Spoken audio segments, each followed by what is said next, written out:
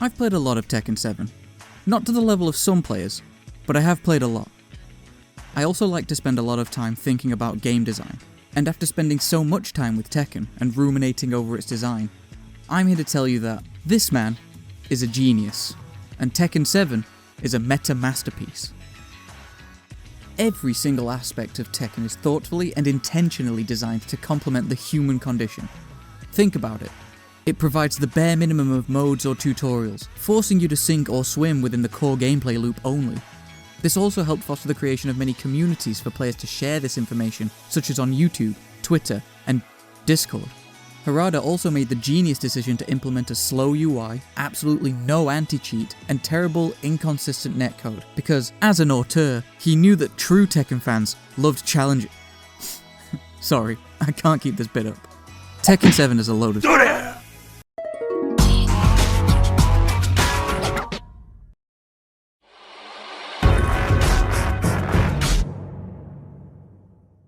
What sort of things make a game good? I'd say it'd be things like offering lots of ways for players to engage and maintain that engagement with the game, encouraging them to explore the game in its entirety, making it so players are consistently able to make varied and meaningful choices, and offering a fast and seamless user experience. It's probably some combination of all of the above. I think Tekken 7 fails to consistently meet any of the above criteria. Now, do I think Tekken 7 is a bad game? No, of course not.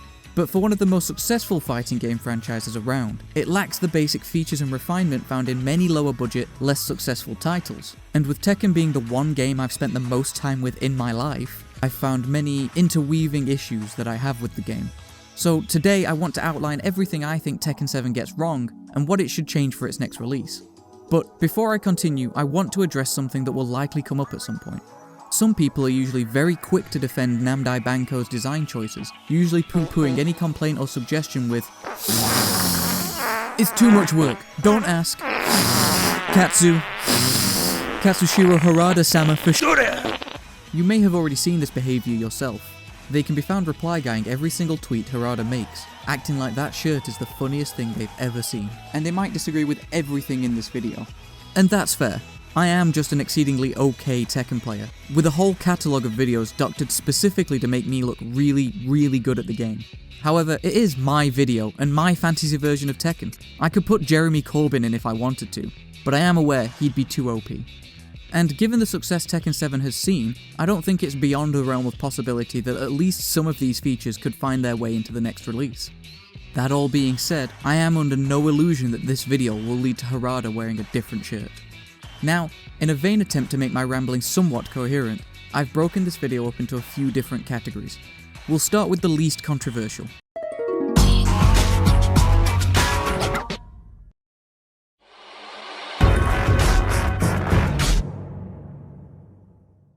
Now, an ideal game would teach players how to play purely by playing the game. However, due to the limitations of such a vast and competitive genre, fighting games must often provide specific tools for players to adequately study how to play the game. These tools should be exhaustive and varied, so that players have a fair chance at dealing with any situation they might find themselves in a way that the player wants to study. Unfortunately, I struggle to think of a mainstream fighting game that intentionally hides important information from its player base to the level of Tekken 7. And when players are not sufficiently informed, then they often understandably become exasperated and move on to other things, as any losses will inherently feel cheap. Which is fair, as most people, even long-time players, have other things going on in their lives and don't want to spend their time scouring YouTube and Discords for a crumb of tech. You might hear this and think, I did it, everybody else can too. But consider that you're not normal, you're built different.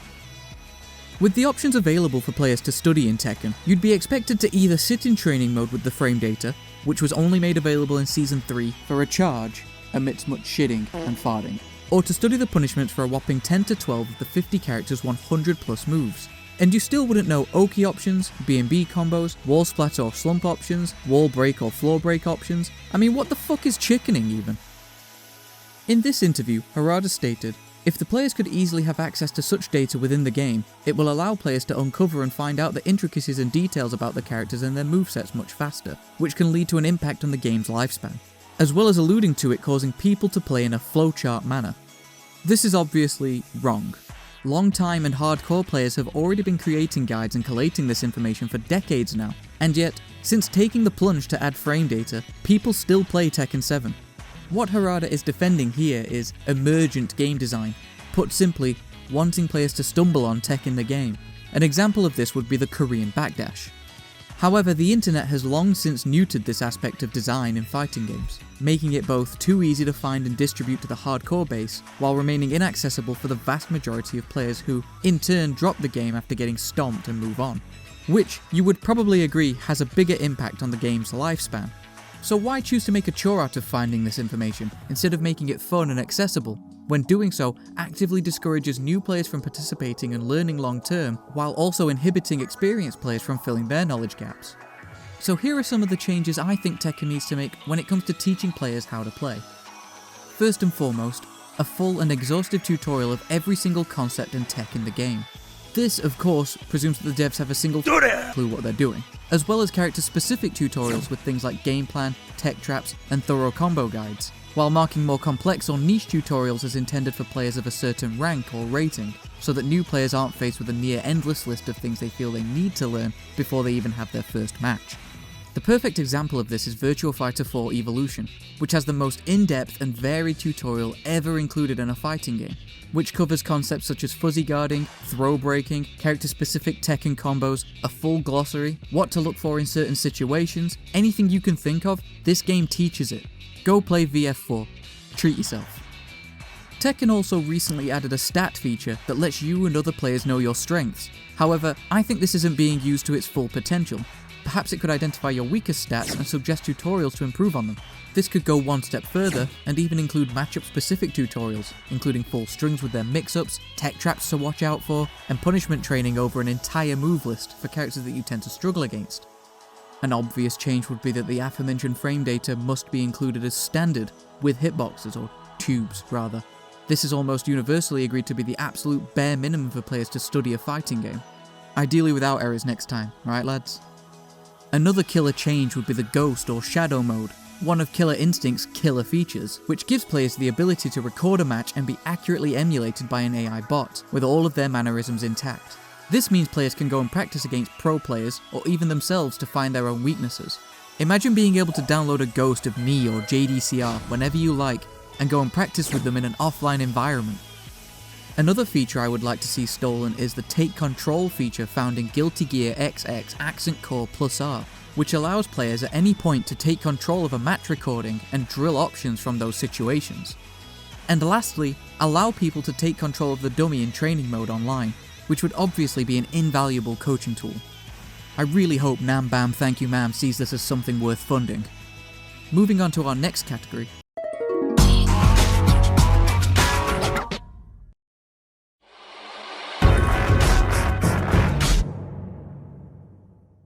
This one might seem a little dry, but bear with me. To make things a little more organised, I've broken this section up into 3 subsections: the UI, the UX, and tools and features. The UI refers to things such as usage and layout of the game's menus and features. Now, the benefit of making the traversal of the user interface seamless is the reduction of delays and roadblocks between the player and the game, and should be the end goal for any UI designer. Unfortunately, Tekken 7 is littered with unnecessary delays and inconveniences, which certainly add up over an extended period. Think about how annoying it is to be constantly faced with over and over. Combining this with the inconsistent netcode, no anti-cheat, and a plethora of other issues I'll touch on shortly, then it's understandable why people fall out with Tekken, or worse, start to take their frustrations out on other players. This can be alleviated by allowing players to queue for matches from anywhere in the game, taking a page from Street Fighter V's design with predefined match criteria such as minimum connection quality, acceptance of Wi-Fi opponents, maximum disconnection rate, and have all matches that fit that criteria automatically accept, while also removing the messaging regarding failed connections. Implementation of instant rematching would also be necessary. Why is the game designed to need to reload the entire stage and play the "Get ready for the next battle" every single time you rematch? I'm not a programmer, but surely that's unnecessary. Yesterday I played Tekken 7 for like 2 hours, and I must have said What's taking so long? What's taking so long? Can I skip this? Like 5 times. And I haven't felt that even once today.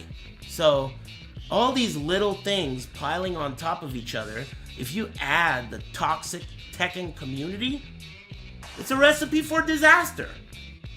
I would also like to see lobby functionality improved, such as being able to hold multiple simultaneous matches in larger lobbies while allowing viewers to drop in and out live without delay. I don't know how, but Soul Calibur 6 manages it. Even Fightcade lets you watch live, so why can't Tekken? Now, for the purpose of this video, UX refers to the underlying aspects of Tekken that players cannot directly interact with. Like with UI, the benefits of improving the user experience help to offset the frustration that can inherently occur in competitive games, often without the player even being aware of it. This would include actually functioning rollback. Yeah, we all know Tekken 7 is 3, but maybe it needs to be more than 3, or less. I don't know, but it's fun. Are you kidding? No way, come on, man. You're joking me. Also, I found out while making this video, but Tekken's rollback is so goofy, it actually interprets your inputs incorrectly sometimes. That's probably why I never hit Tekken God Prime. What the fuck? I didn't press 2. I would also like to see ranked change to be best of 3, with the option to rematch for additional sets. As, in its current state, Tekken 7's system heavily incentivizes one and dones. The addition of forced sets would result in players being able to press buttons more, as opposed to seething and moulding while being forced to stare at loading screens. A very obvious change would be a robust anti-cheat and ban system. It's well known at this point that Tekken 7, on PC at least, is rife with bot players, save scummers, and any other variation of cheater that you can think of, allowing players like Farabors to stream while blatantly using cheats and get away with it. This could be due to the limitations of a locally stored ban list, meaning that this fix would unfortunately require anti-cheat software and some form of constant connection to online servers. But that's fine, presuming that this software and required connection is removed once Bankai Namco's support for the game ends. Further, if someone rage quits, then points should still be traded. This would be an actual punishment, rather than a pointless floating number that, due to the constant delays players currently face, hardly stops people from accepting matches with them. I would also like to see an overhaul to the ranking system, and in turn, the matchmaking. Yeah. Matches between players of an actually similar skill level should be preferential to being matched over and over with Johnny Tekkenhands here on his 10th ult. This would likely require an implementation of a proper ELO-like system, which would dictate your rank, like with League of Legends. And additional tools and gameplay modes are features that the player directly interacts with that aren't simply menus and transitional screens. These would serve to further reduce player burnout by offering alternative ways to spend time in the game beyond the aforementioned training mode, free from the stress of ranked, such as dedicating a section of the home screen to showing ongoing higher ranked matches that players can sit and watch communally, like with VFTV found in Virtua Fighter 5 US. Now this feature could be used to highlight ongoing tournaments or various content creators within the community, but while I agree that Nimble Bunyan's support for non-approved content creators can be pretty woeful, I think that I understand why they are sometimes hesitant to openly back creators. What a fucking... It's pretty much universally agreed that Tekken 7's story mode is by and large a stinky poo-poo. And although I could probably spend an entire video rambling on how this mode requires a complete rework as it is unfit for basically any purpose, I'll try and keep it brief here. Not only does Tekken 7's story mode fail to educate players on how to play the game by forcing you to switch characters every fight and misrepresenting its gameplay, but it also commits the cardinal sin of being just so f***ing boring. I remember receiving my first letter from my son a few years back. News of Heihachi's return to the Mishima. Scribbled on it were the words, I love you. His historical, I was so happy. But it confirmed that Heihachi was at Airway. Except for the last fight, that was kind of baller. And what makes this worse is that fighting games already had this figured out before with arcade mode. It was perfect. It can include all the plot points or cool set pieces you want, allows players to spend time with the characters they want to try, while also rewarding them for experimentation with a short FMV at the end.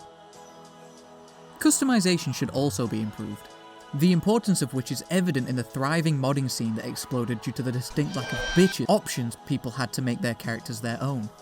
A handful of recolored t-shirts isn't exactly as stunning as the range found in previous titles.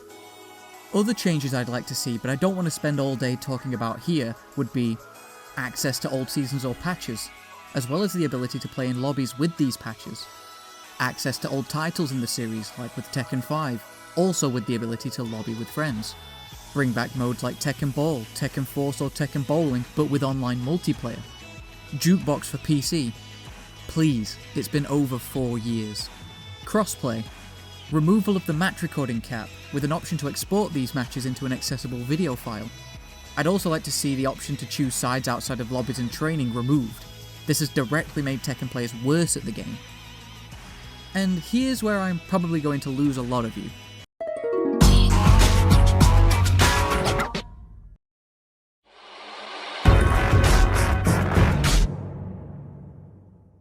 By balance, I'm referring predominantly to Tekken 7's overarching systems and game feel, rather than the granular details of the balance of each character. As Tekken is, by and large, a very balanced game, and I'm not about to sit here and prattle off changes to a certain move's frame data like I have a clue what that is, as I play purely through vibes alone. What I mean by game feel is the effects of Tekken's core intended gameplay loop. For example, a common sentiment is that Tekken 7's movement feels inconsistent and limited when compared to previous entries in the series. Because of this, you're often forced to fight in the pocket, as any counterplay to aggression feels nigh impossible, leading to every character becoming some variation of rushdown 50-50. Just to stress, the importance of movement and what happens when you restrict it, look at tournament results in Tekken 7. And lo and behold, you see dominating tournaments, used to be Jack, Dragunov do very well in close quarters with pressure, Kazumi, Geese, Jin, Akuma, Steve, all of these characters who do really well up close. And this is because this game forces you to play up close. I believe both improving sidesteps and resolving the inconsistencies found in hitboxes across the cast would resolve this homogenization of playstyles. As an added bonus, this would alleviate some players' concerns with Korean backdash, as a relatively complicated input would no longer feel like the only consistent movement option available to them. Not that I have any problem with Korean backdash personally. Advanced movement tech is both rewarding and fun to master, but more importantly, I enjoy it. And maybe I'm wrong here, but the fact that I can reach Fujin with relative ease without feeling the need to engage with the X-axis should probably be a sign that something is wrong. I also feel that combos have become too long compared to previous titles, especially in Season 4, and while long combos are fun to do, the same can't be said when it's being done to you. This could simply be an unavoidable limitation of the genre, unless you're KI, but purely from a game design perspective, it's not a good thing that half the player base frequently have control completely ripped from them. Here's a comparison of a Lars B&B from Tekken 6 and Tekken 7. Only an increase of 1 second, but what if I show you this? That was a fucking dodo flop brick punish. That made punish. That shit was lucky every time when I hit it. Damn, look at the fucking damage, bro. Both of these combos are pretty standard B&Bs, including wall combos. A 9-second combo followed by a 12-second combo, where the receiving player was forced to sit there and watch, unable to make any decisions. So I think somewhat shortening the combos while maintaining the damage would offset this frustration, as matches would remain fast, which I think suits the genre well, but would help keep players engaged, spending more time making choices and playing than having them sat thinking about where they went wrong in life. In addition to this, I would also make the stages smaller. This would both make up for the reduced distance combos would cover, and also serve to encourage players to utilise lateral movement more often, to avoid being stuck against a wall. Again, some quickfire changes I don't want to think too deeply about. Remove Rage Art, the novelty's worn off and it's often used to BM. An overhaul to the way grabs work. Why does Horang, a Taekwondo practitioner, get a full grab game while Gigas does not? I would make standard throws broken specifically with 1 or 2 a game, but only give grappler characters a 3-way break game. This also means that King and AK would no longer need grabs that have misleading animations, because that's stupid. And a redesign of the legacy moves, because this looks dumb. And lastly, but probably most spicy,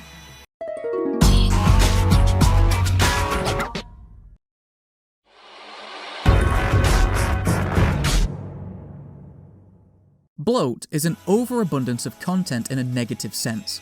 You might think, oi, that's a f***ing strange thing to say, given that I've spent the last 19 minutes and 49 seconds of this video explaining how threadbare Tekken 7 is, but hear me out. Tekken 7 has too many characters, and I believe that Nimblo Bimblo struggled to handle issues with a cast of this size, especially when you consider the cast's massive catalogue of moves. Now, to be clear, a lot of characters is not inherently a bad thing, but I do believe this focus almost exclusively on providing new characters has led to imbalances that exacerbate many issues I have with the game. And I don't want to sound conspiratorial, but I think that characters have been implemented over providing and maintaining a quality game simply because it's easier to sell characters than quality of life features. I know, a chilling hypothesis indeed. Back before the release of Season 4, we were promised a balance overhaul. However, instead of the nerfs to aggressive play many were expecting, characters across the board were given over-dimensioned toolkits and combo extensions to make up for the power creep of DLC characters. I believe things such as the nerfed movement system outlined in the previous chapter led to such decisions as Kazuya getting a temporarily homing Hellsweep, a homing Electric, and a safe homing counter-hit knockdown mid. Why would he need that? Why would he need that? Do that! I've had enough of this. It's fucking bullshit. Do that! Ah! Why would he need that, Murray? Answer me! My fix for this is simple. Limit the cast to 25 to 30 characters, as doing so would encourage the developers to consider the archetypes and movesets they put in the game more critically due to the limited space, as well as simplifying balancing, as any bugs or glaring issues would be much more obvious and resolved more quickly, as there's simply less factors to consider when making changes. Bro, I don't know, it never occurred to me that you can duck an Electric, bro.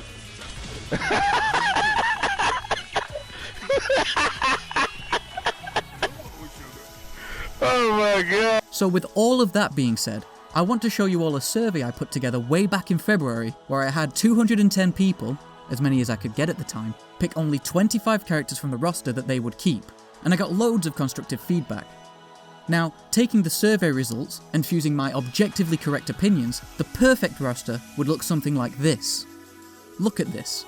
A thing of beauty. The only questionable inclusion is Julia, but with such a lean roster, maybe the Tekken devs could actually make her bearable this time around.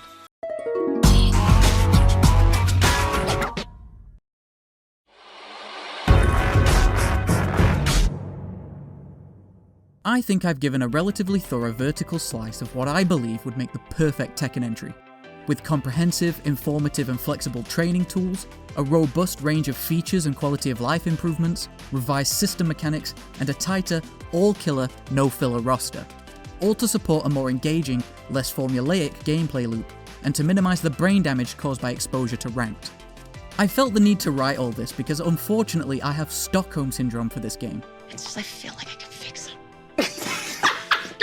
And with a Tekken 8 announcement looming on the horizon, I think it would be a shame for it to miss out on so many easy wins by resting on its laurels. Now, I obviously don't expect to implement any of the changes based solely on this video, but I've been shouting these changes at myself in the shower since Season 2, and I needed to get this all off my chest somehow. So I want to put it to you. What changes would you implement? Did I miss any? What did you think to my suggestions? Did you hate them? You'd be wrong.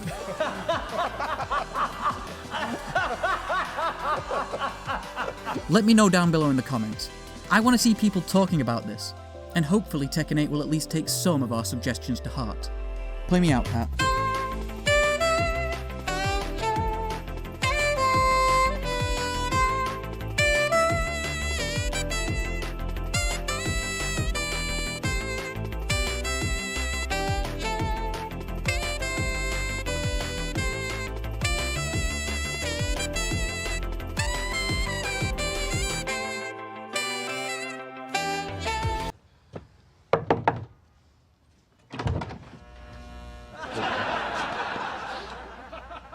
What's going on in there? What? That light! Oh, the red. Tekken 7.